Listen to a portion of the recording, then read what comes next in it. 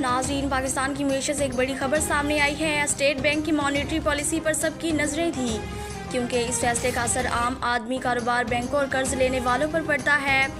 آخر state bank نے کیا فیصلہ کیا اور اس کا عوام پر کیا اثر ہوگا، آئیے جانتے ہیں مکمل تفصیلی رپورٹ۔ ناظرین، آج اسٹیٹ بینک آف پاکستان کی مانیٹری پالیسی کے حوالے سے ایک اہم پیش رفت سامنے آئی ہے۔ اسٹیٹ بینک نے اپنی پالیسی ریٹ میں کوئی تبدیلی نہیں کی اور اسے 11.5% برقرار رکھا ہے۔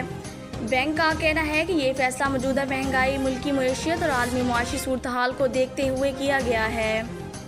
ماہرین کا کہنا ہے کہ اگر شرح سود بڑھائی جاتی تو بینک سے قرض لینا مزید مہنگا ہو جاتا، جبکہ اگر اسے کم کیا جاتا تو کاروبار اور سرمایہ کاری کو کچھ سہولت مل سکتی تھی۔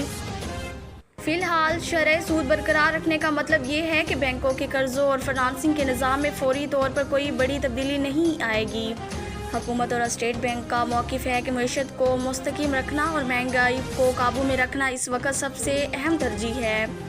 معاشی ماہرین کا کہنا ہے کہ اگر آنے والے مہینوں میں اگر مہنگائی کم ہوتی اور معاشی حالات بہتر ہوتے ہیں تو اس سے مستقبل میں شرح سود کے بارے میں دوبارہ غور کیا جا سکتا ہے، تاہم اس وقت محتاط پالیسی کو بہتر سمجھا جا رہا ہے۔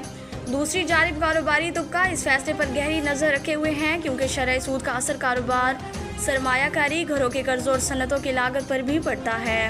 اب عوام کی نظریں اس بات پر ہیں کہ آنے والے دنوں میں مہنگائی میں کمی آتی ہے یا نہیں، اور کیا اس فیصلے سے ملکی معیشت میں مزید استحکام پیدا ہوتا ہے۔